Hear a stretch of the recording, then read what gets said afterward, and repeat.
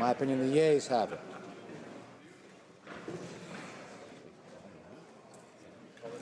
Call the members. That the vote be deferred until today to the expiry of the time provided for oral questions. So ordered. Statements by members. L'honorable député de Rivière-du-Nord. The Honourable Member for Rivière-du-Nord. Thank you, Mr. Speaker. Mr. Speaker, the Parti Québécois has elected a new leader. They elected Jean-François Lisée. After having been the right-hand man of several very illustrious leaders, he was the unanimous choice to take up the torch. He's a thoughtful man, a man of strong words and deep convictions. With Jean-François Lisée, the independence movement will make progress.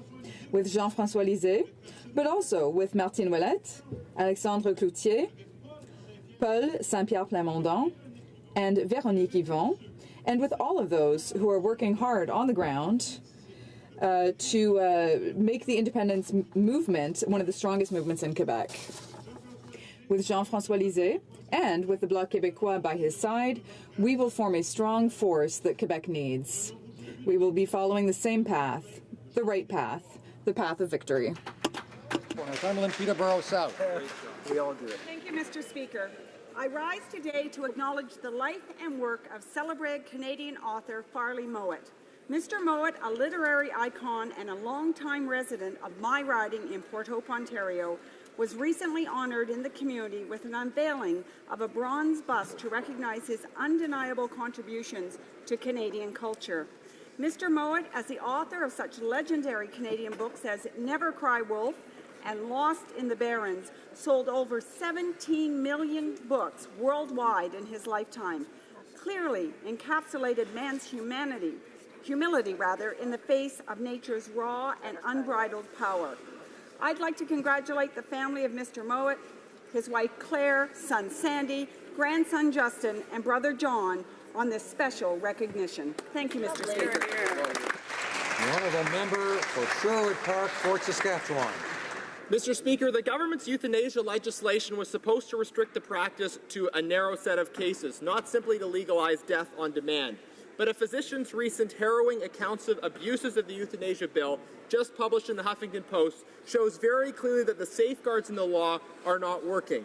In one of the cases recounted, a Vancouver physician declared a depressed person eligible for euthanasia even before examining that person because the patient, quote, could easily get bed sores and then die of infection, end quote. A person's death was, prior to examination, declared reasonably foreseeable because they could theoretically die from an as-yet uncontracted bed sore infection. That is the reality of legal euthanasia right now in Canada. People who meet no credible criteria, doctor shopping, and then finding someone who will sign off. To mitigate these egregious cases we are already seeing, something as simple as better definitions would go a long way. In light of these emerging case reports, I call on the government to fix this alarming problem as soon as possible. Hear, hear. The Honourable Member for Marc-Aurèle-Fortin. Mr. Speaker, because this month is Women's History Month, I'd like to take this opportunity to mention the remarkable contribution of someone in my beautiful riding of Marc-Aurèle-Fortin. These past months, I've had the enormous privilege of meeting some people who really care about improving the daily lives of others.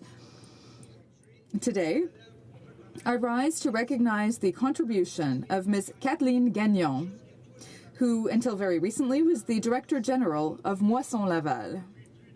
For more than 30 years, Ms. Gagnon has worked for this organization, whose goal is to improve the well-being of everyone in the Laval community.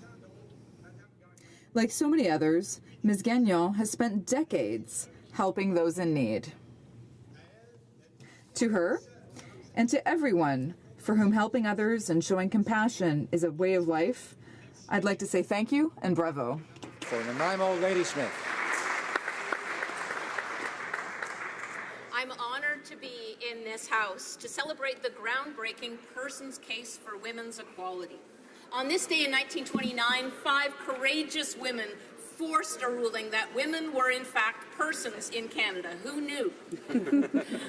This was a landmark victory for Canadian women, but 87 years later, our progress has stalled.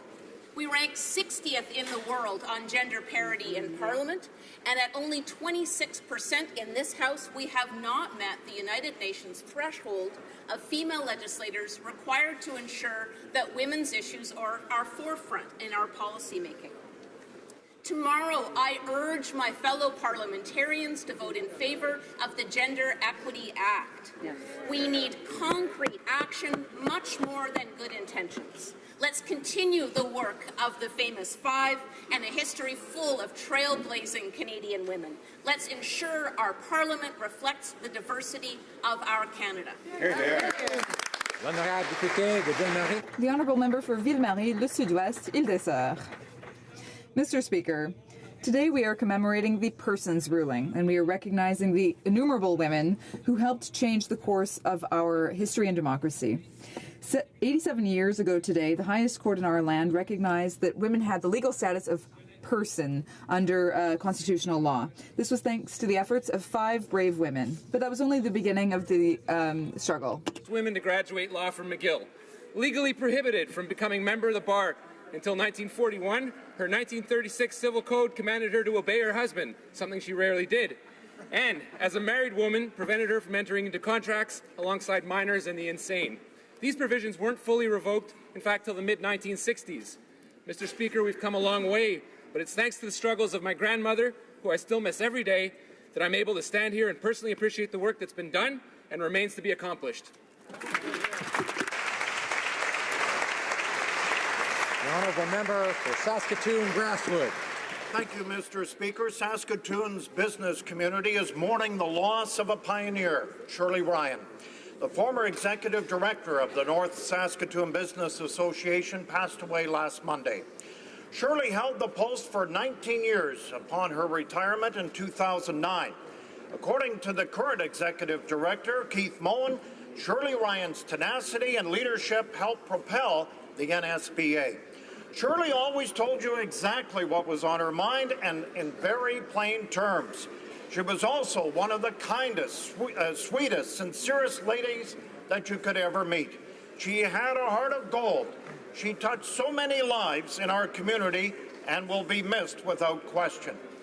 Shirley Ryan is survived by her husband, Bill, her sons, Robert and Peter. A memorial service will be held this coming Sunday at 2 o'clock at Prairieland Park. The Honourable Member for Kitchener Centre.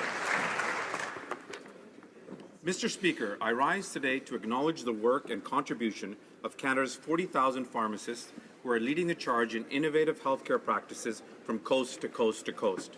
Pharmacists are the most accessible healthcare providers in the country, and they are a vital point of contact between our healthcare system and the Canadian public.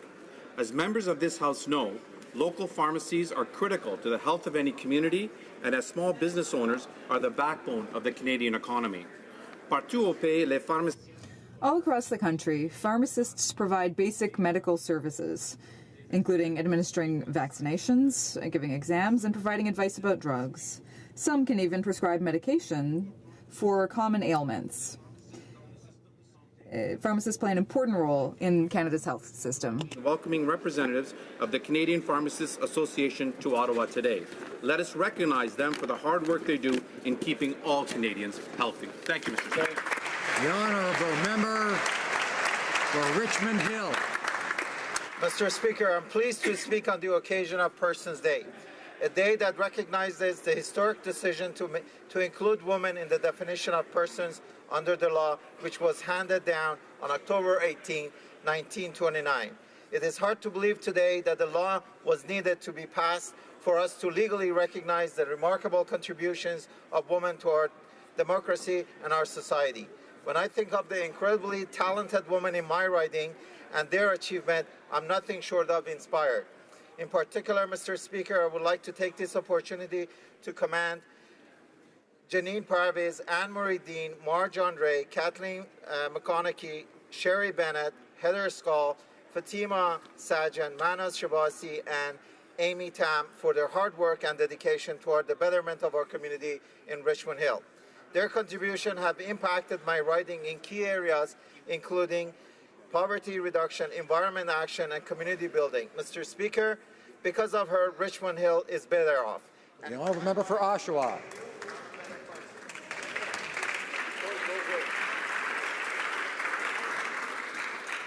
Mr. Speaker, as a chiropractor, I know how important it is for Canadians to keep their spines healthy. Over 11 million Canadians suffer from at least one musculoskeletal condition every single year. In fact, low back pain and other MSK conditions account for 1/3 of missed work in Canada, second only to the common cold. Our back hurts because we sit too much. Our necks ache because we spend hours staring at computer screens. As a result, millions of Canadians move through their day enduring back and neck pain, migraines, and headaches, and thanks to the good work of chiropractors, there are great ways to get relief. This past Sunday marked World Spine Day, and our friends over at the Canadian Chiropractic Association have launched their campaign, Chiropractic Changed My Pain, to help educate Canadians on the profound impact that chiropractors can have on their lives. Mr. Speaker, I encourage all of my colleagues to do their part for musculoskeletal health and share this invaluable information from the following link, www.chirochangespain.ca, and using the hashtag ChiroChangesPain. Thank you, Mr. Speaker. The honourable member for Shefford. Thank you, Mr. Speaker. I'm very pleased today to talk about the dynamic nature of the people in my riding of Shefford. I'm very happy to see that mayors, directors general, and business leaders from my riding participated today in an event that I have called Shefford on the Hill. All 20 municipalities of my riding responded to this opportunity to come meet with officials of various departments to learn more about the programs that the federal government provides to support their projects and priorities. This is a different and effective way of building strong relationships between people of my riding and the federal government. As an MP, I think there's nothing more important than facilitating a dialogue between our local leaders and our government. So I would like to warmly thank all of the partners who worked with me and who will continue to work with me in pursuing my goal of helping my riding flourish. Thank you, Mr. Speaker. Toronto Danforth. The honourable member for Toronto Danforth. Mr. Speaker, Yes, this weekend I marked World Food Day. This day helps raise awareness and acts as a call to action on hunger and food policy. Il nous rappelle aussi que It also reminds us that we all need to ensure proper food security and good nutrition for all Canadians. this event in my riding of Toronto Danforth, I was at the Leslieville Farmers Market to speak to my constituents about food issues and what concerns them. Sunday afternoon, our community joined together in a Chew on This anti-poverty walk along the Danforth in recognition of World Food Day and the International Day for the Eradication of Poverty. The community walk was co-organized by the Glen Roads Church, the Eastminster United Church, the Neighborhood Unitary Universalist Congregation, the Pakistani Community Center, the Medina Masjid, and the Danforth Jewish Circle.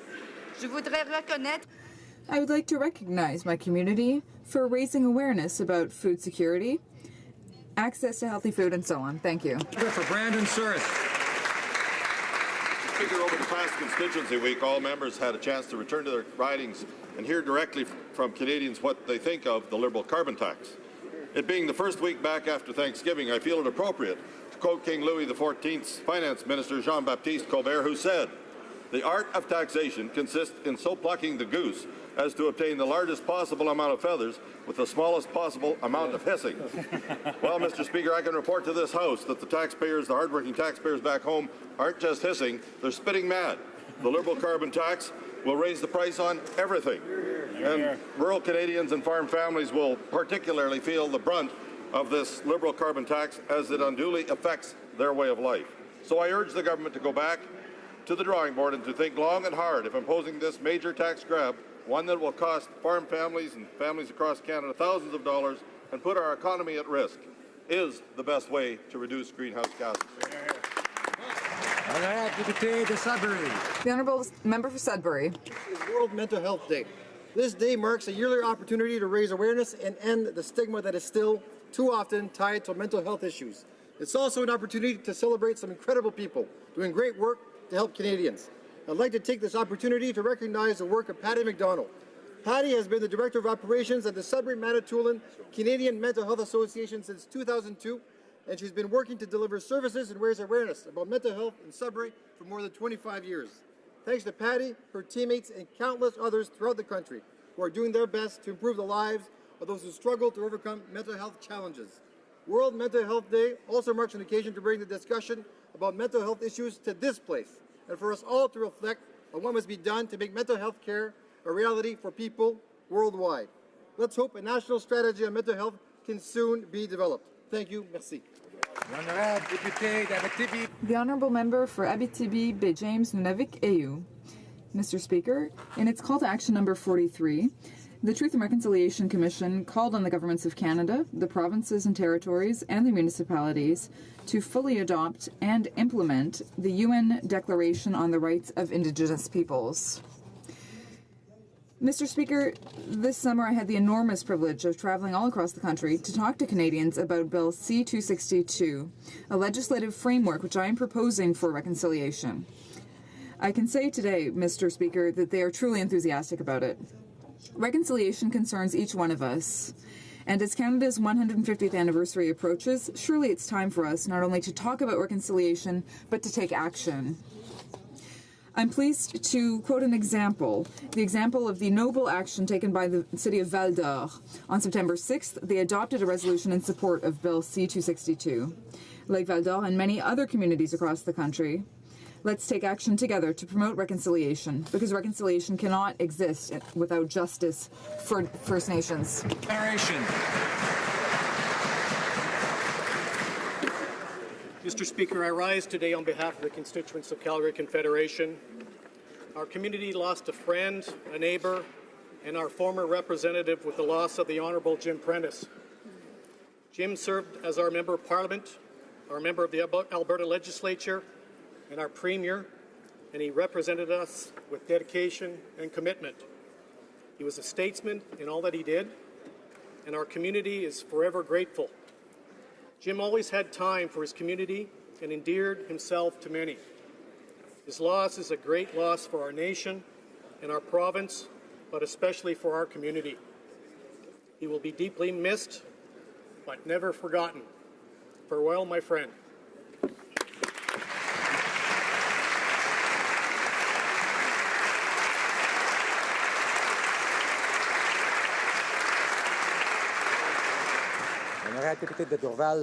The Honourable Member for Dorval, Lachine, LaSalle. October 18th, 1929 was an important date in our history. It was the date when women were officially declared to be persons and to have the right to sit at the Senate. 5 women from Alberta. They successfully redefined the word person to include women. This gave women the same right as men to serve in the Senate of Canada. It also paved the way for women's increased participation in public and political life, and opened new doors of opportunities for generations of women and girls. Without the efforts and sacrifices of these 5 women, we would not be here today. Cette année, à l'occasion de la Journée de la Femme, This year, on Persons Day, let's renew our commitment to change things for women and girls so that our country will continue its great path toward equality for all.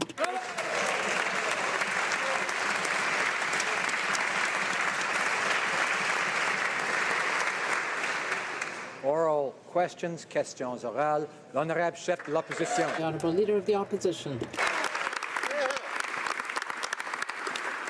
Mr. Speaker, the Prime Minister promised not to raise taxes on the middle class, but he broke that promise with new carbon fuel taxes, rolling back tax-free savings accounts, eliminating the tax credit for music lessons and hockey practice, making students' textbooks and trade tools more expensive.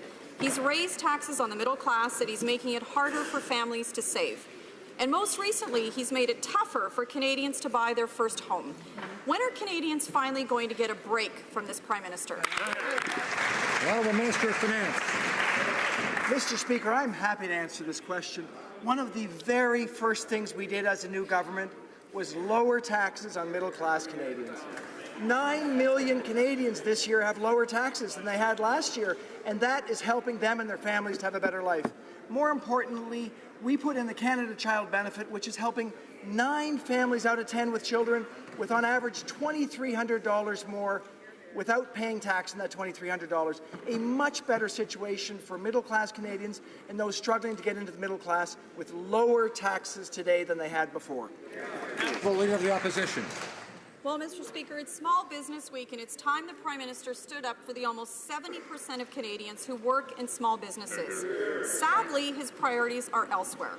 He flies off to Davos, Switzerland to rub shoulders with celebrities and the world's richest, jets down to Sun Valley to mingle with American billionaires, and on Small Business Week of all times decides to go to Meech Lake to hang out with Chinese billionaires. Instead of pandering to billionaires and celebrities, will the Prime Minister reverse his tax hike on small businesses? The Honourable Minister of Finance. Mr. Speaker, I'd like to remind the member that we actually did have a lower rate on small businesses this year than we had last year. That's the reality. What I can say, Mr. Speaker, with absolute clarity is we are working on improving our economy. The trips that the Prime Minister has taken, we are so proud of. They've led to Thomson Reuters moving to Canada, General Motors reinvesting in Canada, General Electric investing in Canada, Microsoft investing in Canada, and all of these things are helping our business community. Small, medium, and large businesses are doing better today than they did the year before. The Honourable Leader of the Opposition. Increasingly clear that the Prime Minister's priority is not the concerns of ordinary working Canadians. He's completely out of touch with the problems that they face. And the answers to those problems are not going to be found in meetings at Meech Lake with overseas billionaires. The answers are to give families a break, to lower their taxes, and to give them the opportunity to save and invest. When is the Prime Minister going to come down to earth and start dealing with the concerns of ordinary working people? Honourable Minister of Finance. Mr. Speaker, it's always nice to have more than one opportunity to say what we're doing on behalf of Canadian middle-class families. We are so pleased that families are better off today than they were a year ago. We know that middle-class families facing anxiety needed an increased Canada Child benefit, and that's what we gave them. Significantly more money to raise their families, to do the things they need to do to have a good Canadian life. We are focused on how to improve this country for all Canadians, improving middle-class Canadians' lives and creating opportunities for those struggling to get into the middle class. Député de Lac-Saint-Jean. The Honourable Member for Lac-Saint-Jean. Speaker, more than that. Mr. Speaker, Monsieur le Président. Mr. Speaker, yesterday the Prime Minister said here in the House that the provinces weren't doing what they should with their health care money. We are going back to the times when the federal government was overly involved in provincial jurisdiction. We demand that the federal government respect provincial jurisdiction. If the Prime Minister said yesterday that the provinces aren't using that money properly,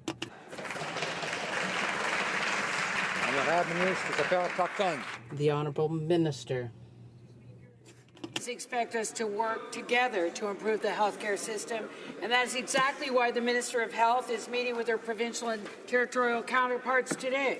Canadians also expect that the investments for healthcare actually go to healthcare and that they see tangible improvements to their care.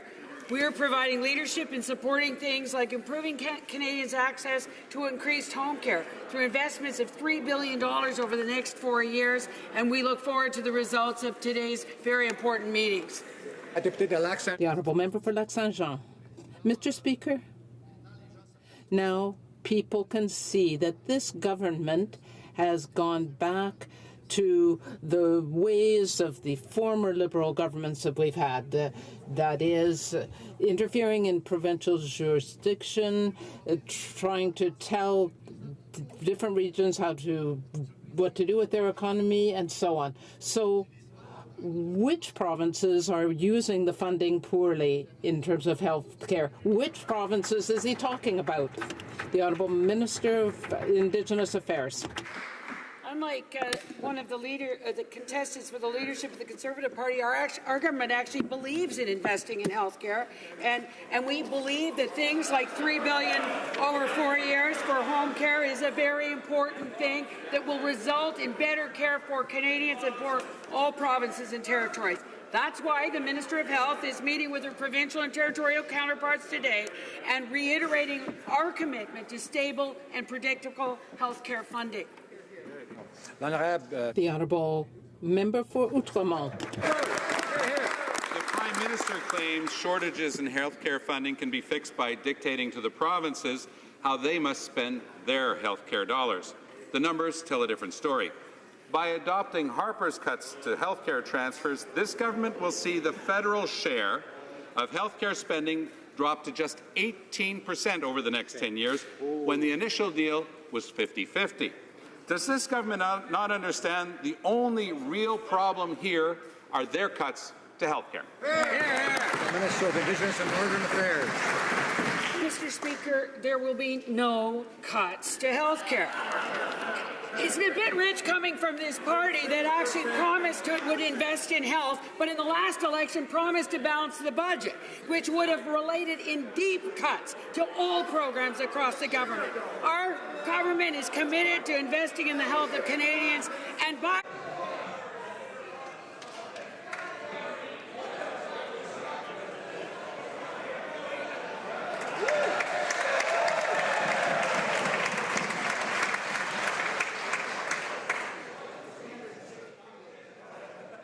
Order.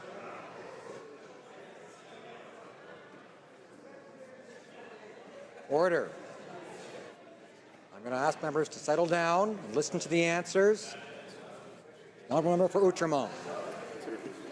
Mr. Speaker, Liberals committed to a different relationship with the provinces, but the Prime Minister refuses to even be in the same room with the premiers to negotiate the new healthcare deal. He promised he would never reduce healthcare funding without good faith negotiations, but he decided to move forward with Harper's cuts anyway. How can the provinces be expected to provide people better health care while their funding is being cut? Honourable Minister of Indigenous and Northern Affairs. Mr. Speaker, I'll repeat it. There will be no cuts to health care. In fact, there will be more money for home care, and what we're hearing very clearly is people want investments in things like prevention and mental health. It is going to be very important that the Prime Minister meet with the premiers of the provinces to discuss their priorities. The Health Minister meets with the health ministers. Correct. The Honourable. Order. Honourable members, including the member for New Westminster Burnaby, know that we're not to interrupt when someone is speaking in the House, so I'd ask him and others to refrain from doing that. The Honourable member for Outremont. Peter, do. In this debate on health care, competence and jurisdiction can't be confused. The federal government has jurisdiction over health care to the armed forces and Aboriginal people and in penitentiaries. But the health care is the exclusive jurisdiction of the provinces. So what right does the Prime Minister have to try to teach the Quebec government any lessons when he has no jurisdiction over health care? The Honourable Minister for Indigenous and Northern Affairs. The health of Canadians is health care is something that is shared between the provincial and federal governments. Our federal government does have jurisdiction for Aboriginal people. The veterans, Aboriginal people, the people in corrections, and for the public service. But in the meantime, this is a joint effort, and we're going to do better together. The Honourable Member for Outremont. Well, stranger and stranger.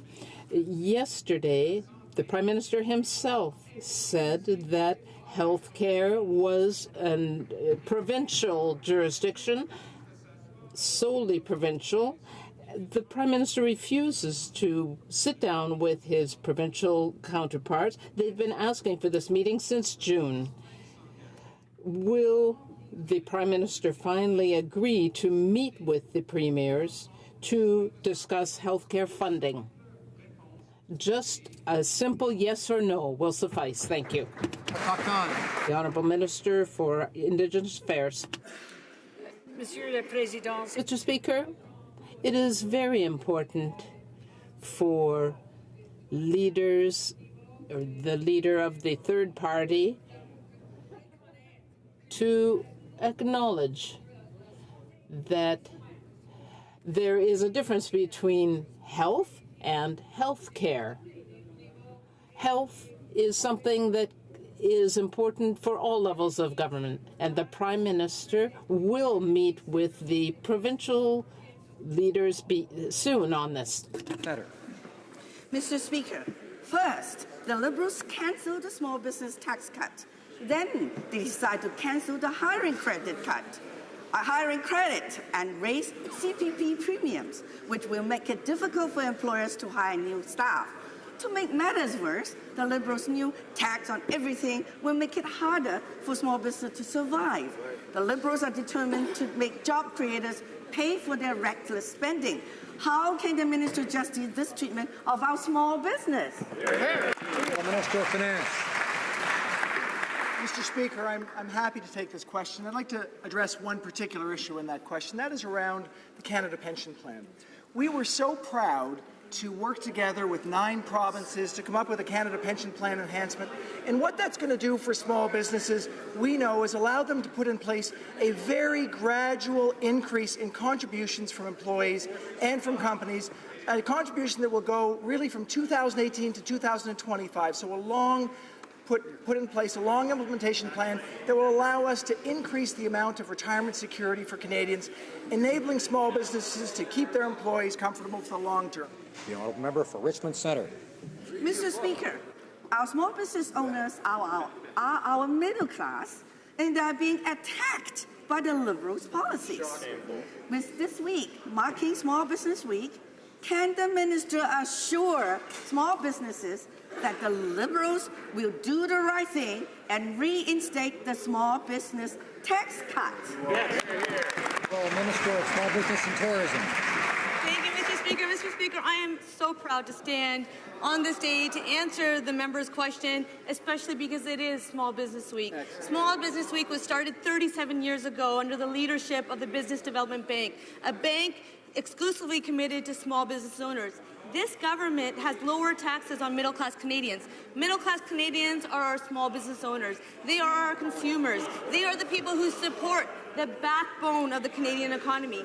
This government has invested $11.9 billion in infrastructure spending. This government has invested $500 million in broadband for rural and remote areas, and the list goes on. The Honourable Member for Louis Saint Laurent. Thank you, Mr. Speaker. Right now, there are over 100,000 Canadians working for small businesses, and they are the businesses that create jobs. What the government wants to do is impose a carbon tax and break its other promises. The Liberal Party, though, made promises and said, among other things, that it would reduce the tax rate on small business from 11 to 9%. So can the government commit to keeping that promise? The Honourable Minister of Finance. Mr. Speaker, I would like to welcome my colleague to his new position, and we will be working together on finance. Our economy is one that we want to help grow, and this is why we have decided to invest in the future, in infrastructure, make investments that will help our economy grow, that will help our small businesses, and help Canadians. And this will help all regions of the country. The Honourable Member. colleague for his kind word, but it's not because he's answering in French that what he's saying is good. Not at all. Because ce que nous demandons, Monsieur le Président. What we are asking for, Mr. Speaker, is for the Liberal Party keep its promises, because keeping small business tax levels at 11% costs $800 million for small businesses, and this means $800 million more for the government and $800 million less for the businesses. So why won't the government keep its promise? The Honourable Minister. Mr. Speaker, we know that what is most important for small businesses is a strong economy, a healthy growth rate that creates opportunities for businesses and for major corporations as well. And so we have invested in our future, investments that will help businesses more than what has happened over the last decade. Businesses employ 8.2 million workers. Those jobs are a ticket to the middle class for the young, the poor, and the disabled. Yet the Prime Minister not only broke his promise and raised small business taxes, he's imposing thousands of dollars in new carbon taxes on small trucking, landscaping, and construction companies. Mr. Speaker, if it's not just a money grab, why won't they make it revenue neutral? Why don't they cut small business taxes so that our job creators will get back every single penny they pay in new carbon taxes? Minister of Environment. Thank you, Mr. Speaker. I'm very pleased to stand up today on Persons Day. It's a very important day, and I'm so pleased that there are so many women in the House of Commons. I certainly hope to see more. Let me explain to the member opposite why a carbon price on pollution makes sense. There are different ways to do it.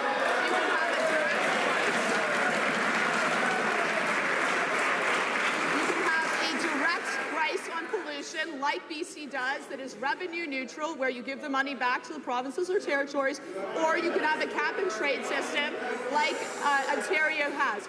But it is up to the provinces and territories to determine what makes sense for them, what to do with the revenues, and this is... The Honourable Member for Carleton. Mr. Speaker, giving the money to Kathleen Wynne to spend does not make it revenue neutral. Today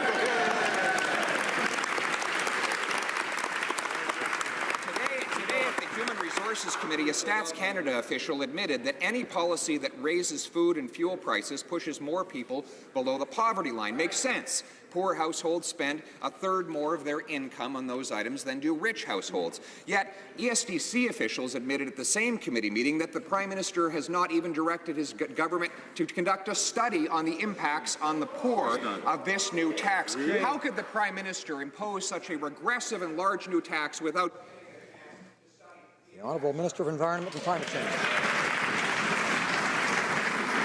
Once again, Mr. Speaker, very pleased to stand up today. Let me be clear. Provinces are able to design a system that makes sense for them, and it is revenue neutral. So they can determine that they want to give tax cuts to consumers, to small businesses, as BC has done. But let's also be clear that the way we're going to grow our economy and position ourselves for the 21st century is actually by making these investments, by making sure that we have a price on pollution and we're investing in the things that we want, which is a clean and sustainable future that will grow our economy and ensure that future generations have a planet that is clean and healthy. The Honourable Member for Berthier-Masquinongé. Thank you, Mr. Speaker. Yesterday, the Trade Minister showed that she is continuing to reject the concerns of Quebecers concerning the free trade agreement. After promising transparency and consultation, the minister is turning a deaf ear. So it's not surprising she's having problems with her negotiations in Europe. Dairy producers in Quebec have expressed grave misgivings about the agreement, and there's still no sign of compensation. Will the minister finally improve this agreement for Quebecers and Canadians once and for all? The Honourable Minister. Mr. Speaker, our government is working hard to conclude this progressive agreement. The Quebec government has supported the agreement. The German Social Democrats voted in favor of the agreement, And the leader of the socialists in France said that this was a win-win agreement.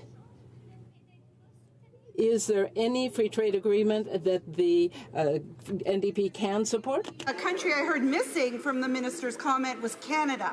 Yeah. The EU has delayed their vote on CETA as concerned Belgians refuse to cave to pressure.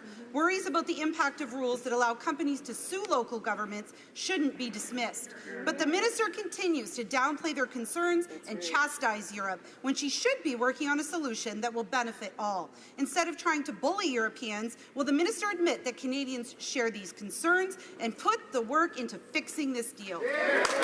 Minister of International Trade. Mr. Speaker, our government is very proud to be working hard to get this progressive trade deal done. This deal is supported by the provinces led by Quebec, and the last time I checked, Quebec was very much a part of Canada. Last month, after I addressed their party convention, the German Social Democrats voted overwhelmingly in favor of this deal. Manuel Valls, the socialist Prime Minister of France, described it as, and I quote, balanced, win-win, and mutually beneficial. If the NDP can't support a trade agreement with Europe, is there any trade deal the NDP can support? The honourable member for Lakeland. Mr. Speaker, the Liberals are making Alberta's dire situation worse.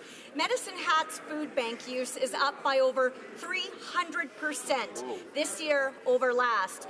Another program for new mothers ballooned from 10 to 256 users during the same time. The Liberals are imposing a harmful tax that will make food, diapers, formula, and everything even more expensive for everyone. Why don't the Liberals realize they are hurting struggling Albertans at the very worst time? Well, Minister of Finance. Mr. Speaker, I would encourage the honourable member to speak to some of the Albertans that she's speaking about, because what they will find is that they have actually had a reduction in taxes this year. That's gone to help their family. Order. Order. Members know they're not allowed to interrupt when a member is speaking, so they should wait their turn, whenever that may come. Member for Abbotsford included. Order. Member for the Minister of Finance. Mr. Speaker, we have lowered taxes on Albertans this year, so we have made sure that people have more money in their pocket this year than they had last year. We have actually made it such that 300,000 children across this country will be lifted out of poverty with the Canada Child Benefit. This is an enormous change for those people that are challenged to have to go to food banks. We are making changes that are making a real difference for people struggling to get by, and for people in regions that are in very difficult shape. We've changed EI. The honourable member for Lakeland. Well, thanks for the mansplain to the minister, but Mr. Speaker, just reciting the same talking points isn't cutting it.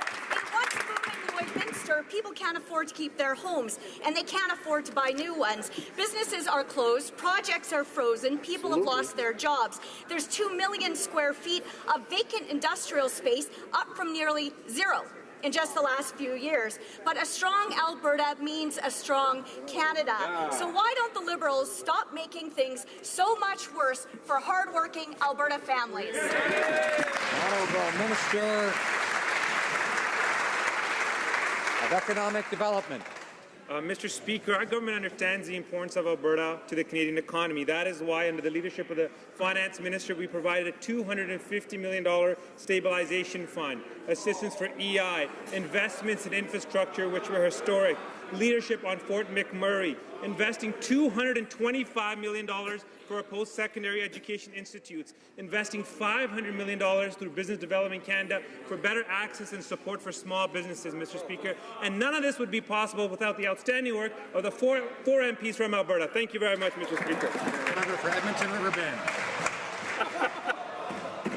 I don't know, Mr. Speaker. As the Liberals are busy creating taxes on everything from heating bills to Netflix, unemployed Albertans are struggling to provide for their families. Like places like Medicine Hat are facing staggering unemployment rates of over 11%. And yet, the Liberals continue to ignore and tell Albertans workers to line up for EI and hang in there. My question to the Minister is a simple one. Does he recognize there is a jobs crisis in Alberta? Honourable Minister of Finance.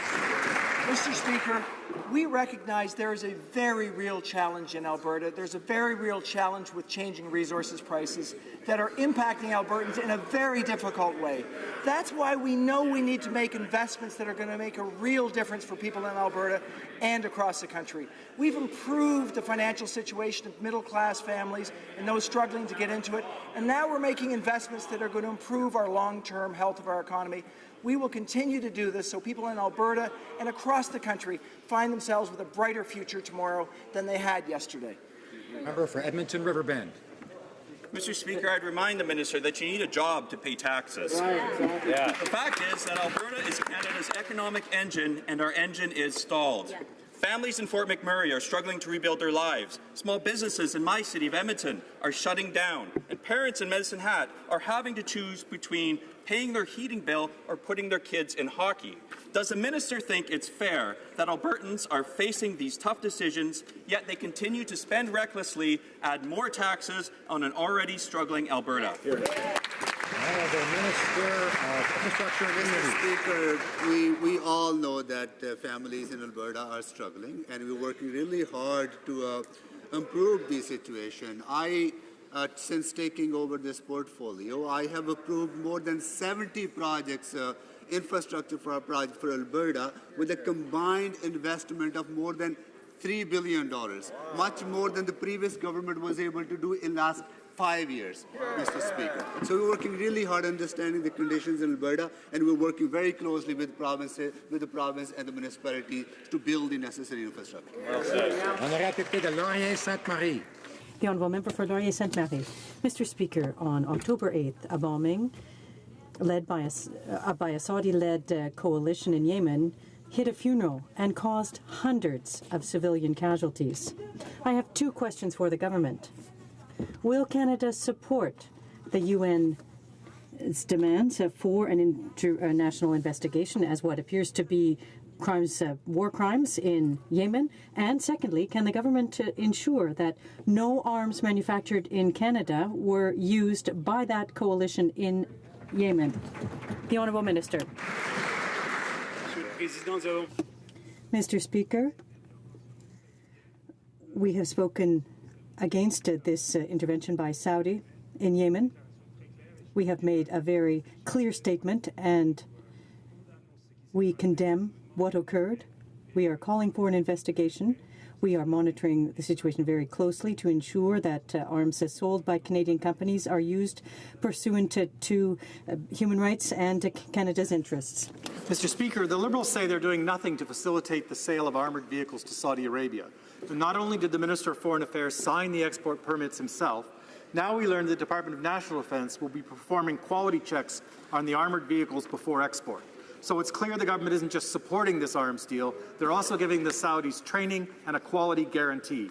Why is DND involved in testing these vehicles for Saudi Arabia? And is this why the Liberals are so afraid of oversight of arms sales? Minister of Foreign Affairs, National Defence. Mr. Speaker, there is a provision service in place where the Department of National Defence does support our Canadian companies in the defence sector. Thank you, Mr. Speaker. Member for Calgary Skyview. Thank you, Mr. Speaker. Mr. Speaker, Canada's beef farmers and ranchers are the best in the world. With over 68,000 beef farms, our farmers produce some of the best quality products in the world, while contributing over $30 billion to the economy. My question is to the Minister of Agriculture. What has our government done to boost the bottom line for Canada's world-class beef producers? Thank you, Mr. Speaker. Minister. Mr. Speaker, I want to thank the member from Calgary Skyview for his question and concern. Our government knows that our Canadian beef farmers and ranchers are the best in the world. We proudly secured market access for our beef producers in Taiwan, South Korea, Mexico and China, as well as securing the repeal of coal with the United States. This success will help create jobs and grow the middle class in Alberta and across the country. I can assure my honourable colleague that this government will support farmers in Alberta and across the country every time. Thank you, Mr. Speaker. I know the member for Cypress Hills Grasslands is excited about agricultural matters. and his colleague beside him as well. But the honourable member for Selkirk Interlake Eastman Howe has the floor. Thank you, Mr. Speaker. This summer, the official opposition held over 50 roundtables and received over 700 submissions on the Defence Policy Review. And this morning, we submitted our findings to the Minister of National Defence. Now, Canadians said through this process that they're concerned that the Liberals have pre-established their own defence policy. The Liberals have already blindly returned to peacekeeping, pulled out of the combat mission against ISIS, and massively cut the defence budget. Will the government reverse course today and start listening to Canadians and implement a defence policy that reflects their priorities? Honourable Minister of National Defence. Mr. Speaker, as I stated from the beginning, my office was always open. I'm very glad that the member opposite was able to provide their submission, which I have here, which I look forward to reading. As I went across Canada with the Defence Policy Review and heard from Canadians, and one thing that we did hear was that Canadians are very proud of the work they do in our armed forces. And when it comes to peace operations, there's actually this is something we heard consistently across the board: the Canadians supporting of peace operations. And there was a poll out, and that there was 70% support by Canadians for peace operations, but I look forward to working with the member because I hope some of these work that's done in this review, they could have actually fixed when... Member for Selkirk Interlake Eastman. Well, Mr. Speaker, from the Defence Policy Review consultations, it became very clear that Canadians want this minister to depoliticize the entire military procurement process. Yet the Liberals campaigned on specifically excluding one company from the replacement of Canada's CF-18s. Now, will the minister reverse the Prime Minister's campaign promise that disallowed the F-35 from consideration and allow Lockheed Martin to compete in a fair competition? And will the minister remove all political interference from all defence procurement projects? Minister of National Defence. Mr. Speaker, we will make sure that the Canadian Armed Forces has the right aircraft, and we are going through a very thorough process, a process that the previous government should have fixed a long time ago. And I look forward to actually fixing a lot of the cuts that were actually done previously, with over $4 billion in cuts. But I do look forward to working with all members in supporting the Canadian Armed Forces and the missions abroad. Thank you, Mr. Speaker. The Honourable Member for Charlebourg-Haute-Saint-Charles.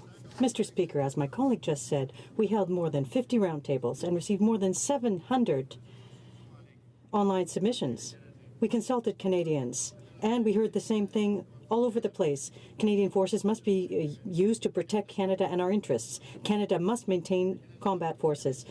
Canadians don't want the Canadian forces to become a department of the UN, despite the Liberals' nostalgia for peacekeeping missions. Can the minister confirm that he intends to keep combat-ready forces? National Defence. Mr. Speaker, I'm glad that the member and all members of this House were able to do a defence consultations. We do have a responsibility to the world. We have a commitment to work in a multilateral environment. The Canadian Armed Forces does play a critical role in terms of our foreign policy as well. Our Canadian Armed Forces will always be at a combat-ready posture. That's something I've actually said when I launched the consultation. That staple will always remain in place. We're making sure that the Canadian Armed Forces has the right equipment to do their jobs anywhere in the world. Thank you, Mr. Speaker. The Honourable Member for Charlebourg-Haute-Saint-Charles. Mr. Speaker, throughout the process, Canadians we spoke to and who we listened were clear. They're fed up with some governments, for pure political benefit, slash the Canadian Forces budgets. They want the Canadian Forces budget to be stable for the long term. Will the Liberals take different action from that of Jean Chrétien's Liberals by respecting what Canadians want and by providing stable, predictable funding for the Canadian Forces? National Defence. Mr. Speaker, after the cuts from the previous government, we do understand that there's important need. We need to have predictable funding. That's something I do agree with the member. As we complete our defence policy review, we are looking at the various options to making sure that the Canadian Armed Forces is supported, so that we have a proper increase in funding that's predictable, so that the Canadian Armed Forces can plan for the next 10 to 20 years. Thank you, Mr. Speaker. The Honourable Member for Hochelaga. Today we're celebrating Persons Day. This day commemorates the moment when the legal definition of persons was finally broadened to include women. Unfortunately, still today, only 26% of members in this House of Commons are women. That is why the NDP introduced a bill which will put in place measures to encourage more women to participate in politics. 87 years later, will the government support our bill and finally implement these measures? Honourable Minister of Democratic Institutions. Mr. Speaker, it is a great privilege to rise on this traditional Algonquin territory on Persons Day with my honourable colleagues, and I want to thank the party opposite, and specifically the member who brought forward the private member's bill addressing gender parity. We've made a clear commitment to gender parity in this government. Our Prime Minister has been leading as a feminist around the world. We are not interested in just having more women run. We want more women winning, and we want more women succeeding once they come here. And there are many ways that the House can do that, including family-friendly initiatives, as well as improving the tone and the civility in this place. With that in mind, I look forward to working with the member opposite. The member for Burnaby South. Mr. Speaker, the Liberals have to do more than just call themselves feminists. They need to take action here. For example, in 1929, the legal definition of person was expanded to include women, and you'd think after 87 years that we have reached gender equity in all aspects of public life, including right here in the House of Commons. But there's only 26% women in this House, Mr. Speaker. That places Canada 64th in the world, behind countries like Iraq and Afghanistan. If the Liberals are serious about getting more women into politics, will they support my bill on candidate gender equity? Yes or no? Minister. The honourable member for his commitment. It is truly due to the work of individuals who have come before us that persons like me can have an opportunity to not just participate but create laws in this place. Our government has shown action on gender parity. We have a gender balanced cabinet. We have been asked in all our mandate letters to focus on gender parity and address gender analysis. While I cannot support the member's bill, I believe it's important to wait until the special committee on electoral reform proposes changes to the election system, and then we can address this conversation through a different means. For Thornhill. Speaker, the Minister for Foreign Affairs says he is very concerned about possible Russian cyber attacks on Canada. This after U.S. accusations that the Kremlin tried to subvert the American political process. The minister says he's worried that Canada may be next. Well, Mr. Speaker, as Russia bombs civilian hospitals in Aleppo and the U.S. and the U.K. consider new sanctions against Russia, as Russia militarizes the Arctic, and as the minister suddenly recognizes the threat of Russian hack attacks, why does he think he can reason with the Putin regime? Minister of Foreign Affairs. Mr. Speaker, all our allies and NATO itself as an organization have two policies regarding Russia: strong deterrence and dialogue. And Canada will do the same. Canada made a mistake in the last 10 years to cut the dialogue. We need to keep the dialogue open. We did it in the past, and it paid off, and we will continue to do so. It's part of the solution. But obviously, we have strong concern about the attitudes of Russia around the world. We condemn their attitudes regarding Ukraine and in Syria, and we'll say so directly to Russia. For Thornhill. Order. Mr. Speaker, the United Nations Human Rights Council is only as strong as the member nations elected to serve. But again today, notorious human rights abusers who have corrupted and compromised the Council's work and its reputation are standing for election. The vote is secret, and vote trading for future favors has undermined the selection process.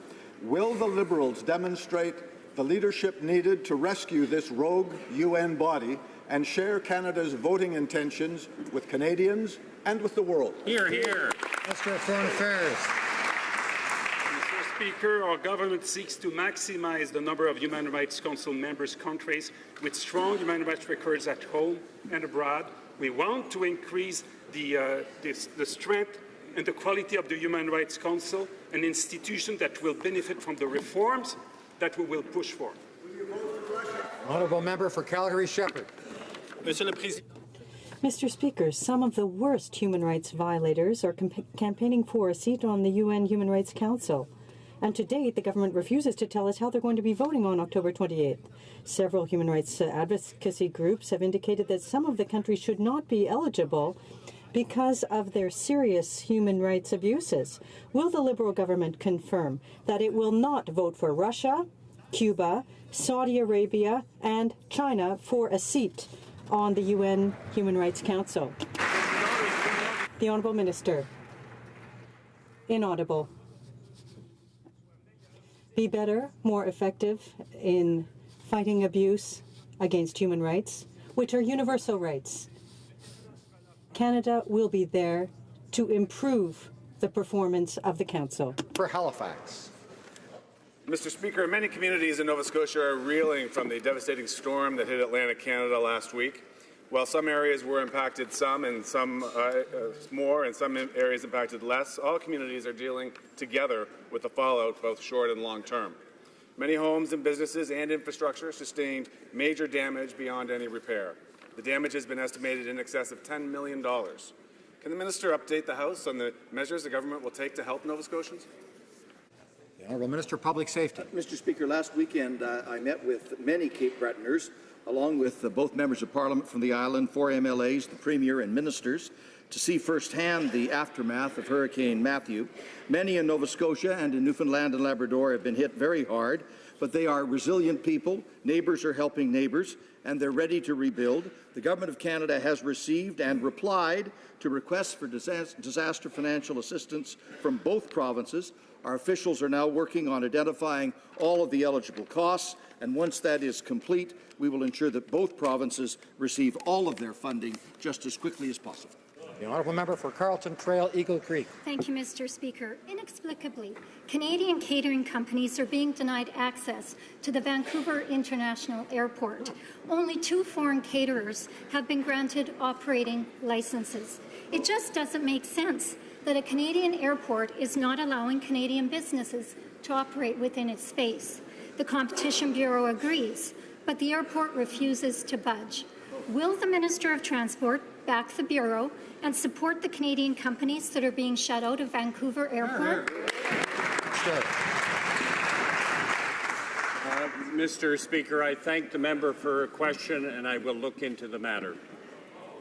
Honourable Member, Deputy James Nunavut, EU.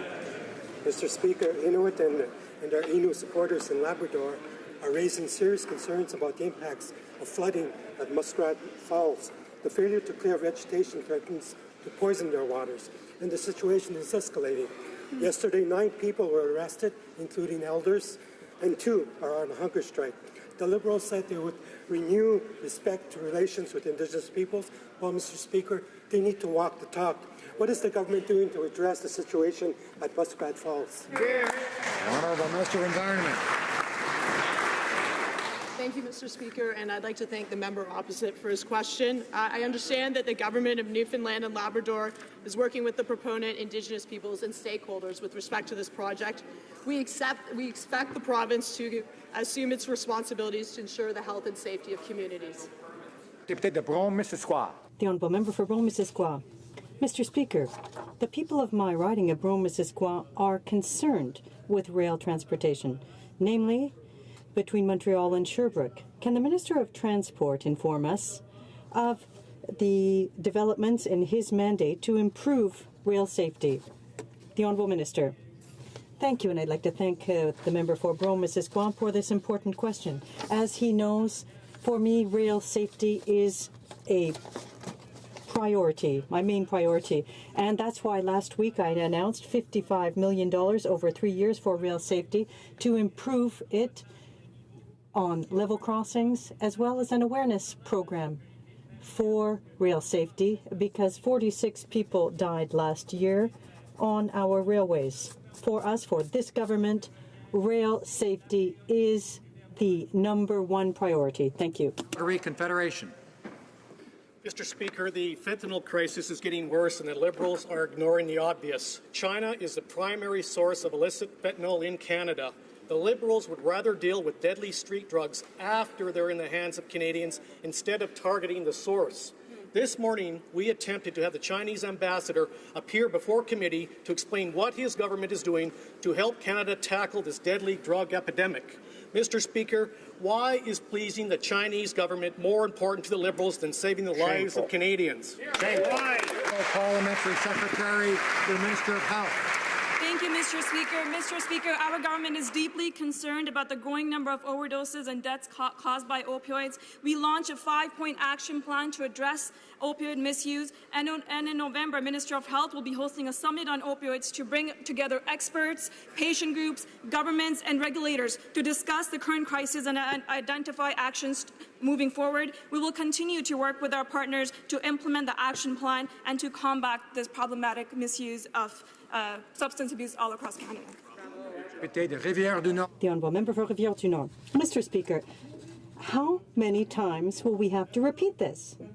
Health does not fall under Ottawa's jurisdiction. It shouldn't be that difficult to understand. It's taken the Liberals less than a year to start squabbling with Quebec again in areas under the province's jurisdiction. And this time, this is at the expense of Quebec patients. And that is shameful. Will the Liberal government stop this arrogant power trip immediately and let Quebec manage its health care system, over which it has exclusive jurisdiction? Thank you, Mr. Speaker. Mr. Speaker, Canadians expect their governments to work together and that the increased investments for healthcare actually go straight to healthcare. That's exactly why the Minister of Health is sitting down with her provincial and territorial counterparts as we speak and collaborating with all our partners on health innovation, improved accessibility, and making prescription drugs more affordable for all Canadians. The Honourable Member for Joliette. Mr. Speaker, the Prime Minister is trying to teach Quebec lessons about health, but based on what expertise? How many hospitals does Ottawa manage? CLSCs, clinics and hospitals come under what level of government? Patients are treated by doctors and nurses paid by whom exactly? Ottawa's behaving like a stadium manager who doesn't know anything about what they're talking about or how to play the game. Will the Prime Minister stop this power trip, transfer the funding to Quebec, and once and for all, mind its own business? The Honourable Parliamentary Secretary. Mr. Speaker, Canadians expect us to ensure that investments for healthcare go straight to healthcare. The federal government's planned increases to healthcare transfer are greater than the provincial government's own projected spending growth. The Minister of Health is meeting with her health ministers across the country as we speak and reiterating our government to stable and predictable health funding. We'll continue to working with the provinces and territories to build a healthcare system that all Canadians can be proud of. Thank you, Mr. Speaker. I would like to draw to the attention of honourable members the presence in the gallery of the Honourable Tom Osborne, Speaker of the Newfoundland and Labrador House of Assembly.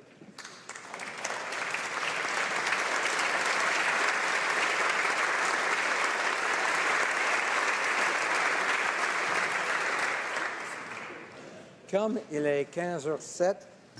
As it is 3:07 p.m., the House will now proceed to the vote, the deferred recorded division, on the motion concerning the third reading of Bill C-4. Call in the members.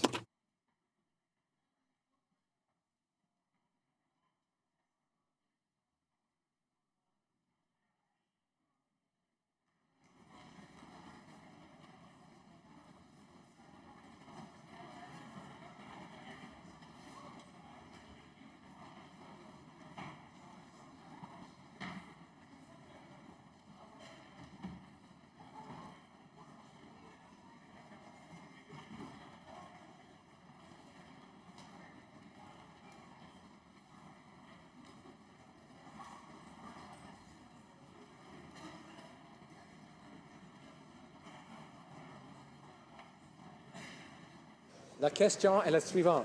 The question is as follows. Ms. Mahajcik, seconded by Mr. Sohi, moves that Bill C-4, an act to amend the Canada Labour Code, the Parliamentary Employment and Staff Relations Act, the Public Service Labour Relations Act, and the Income Tax Act, be now read a third time and do pass.